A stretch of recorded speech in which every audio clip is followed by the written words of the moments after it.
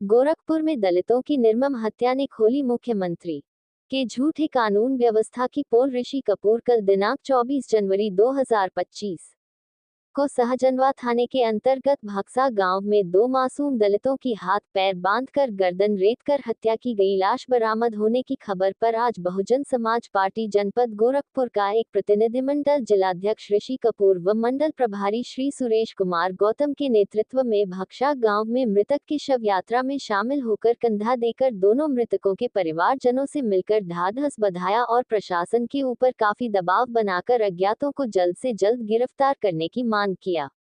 जिलाध्यक्ष ऋषि कपूर ने कहा कि मुख्यमंत्री के गृह जनपद गोरखपुर के सहजनवा थाना क्षेत्र में दो दलित मासूमों के गर्दन कटे शव मिले हैं। ये सर्व समाज को झकझोर देने वाली घटना है।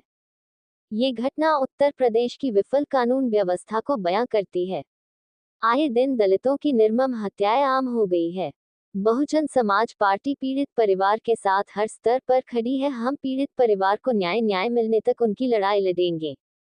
पुलिस प्रशासन इस घटना की निष्पक्ष त्वरित जांच करे तथा दोषियों को जल्द से जल्द गिरफ्तार कर कठोरतम दंड दे। मंडल प्रभारी सुरेश कुमार गौतम ने कहा कि दलितों के ऊपर अत्याचार अन्याय की पराकाष्ठा हो गई है। अब प्रदेश का गरीब लाचार मजदूर अपनी खुद की पार्टी बसपा की सरकार बनाकर अपने ऊपर हो रहे उत्पीड़न का बदला लेगा। उक्त प्रतिनिधि मंडल में मुख्य रूप से सत्यार्थ राहुल, सुशील भारती, संगम भारती, राममिलन निराला, अशोक कुमार, दिलीप भारती, शिवेंद्र, हरिश्चंद्र गौतम, शैलेंद्र कुमार, धर्मेंद्र कुमार गौड़, यीशु कुमार, सिकंदर कुमार, धर्मेंद्र कुमार, मुन्ना गौतम, सोनू कुमार, रामप्रसाद चौहान, प्रमोद गौड़, अनूप आनंद, अविनाश भारती आदि लोग उपस्थित रहे।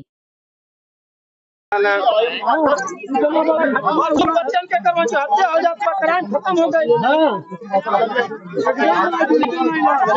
ठीक है ना, उतना हम लोग जांच में देरी होती जा रही है। मेरा अनुरोध है, अगर हम सही जांच चाहते हैं, तुरंत जांच चाहते हैं, तो हम लोग बॉडी ले जाएं वहीं। आपको आश्वासन दिया गया है परिवार को, रात में पर्दाफाश होना चाहिए।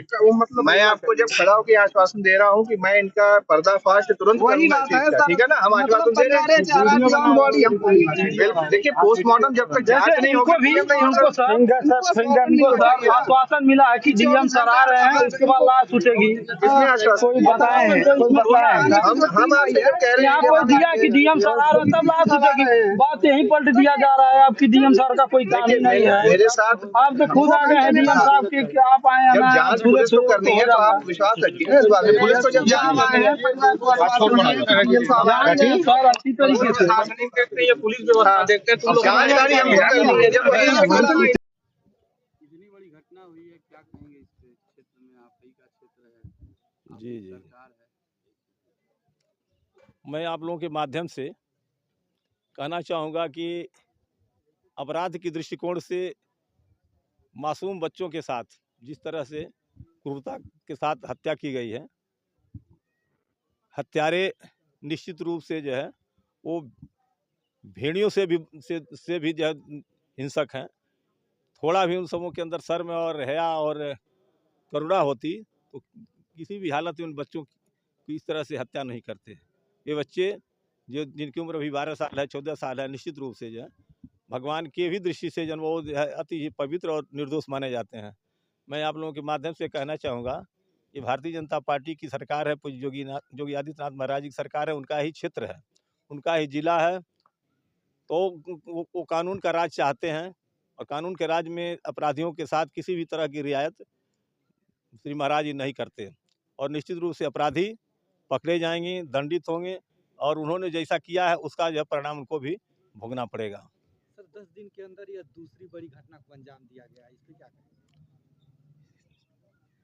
अब उस घटना के बारे में तो हमको जानकारी नहीं है। लगातार जो है जी घटनाएं बढ़ जी रही हैं जी देश में, जी, इसलिए जो है प्रशासन शासन पे प्रश्न चिन्ह खड़ा हो रहा है। देखिए प्रशासन तो किसी भी शासन या प्रशासन किसी भी तरह से अपराधियों के साथ जो है कोई रियायत नहीं देना चाहता। अब जान रहे हैं कि महाराज जी तो अधिकांश मामलों में जो है अपराधियों का काउंटर कराए हैं। भले ही जो है जनबा वो उंडेड हुए हैं, घायल हुए हैं, लेकिन जो है महाराज जी का कहीं किसी भी तरह से अपराधियों के साथ किसी भी तरह की रियायत नहीं है। वो जो है चाहते हैं महाराज जी की इस प्रदेश में, इस देश में कानून का राज्य हो। कानून के राज्य की स्थापना के लिए महाराज जी किसी भी तरह से अपराधियों का सफाया करना चाहते हैं। भाजपा की सरकार अपराधियों के साथ किसी तरह मरम्मत नहीं करना चाहती और अपराध मुक्त और भय मुक्त प्रदेश की स्थापना के लिए महाराज जी प्रयत्नशील हैं।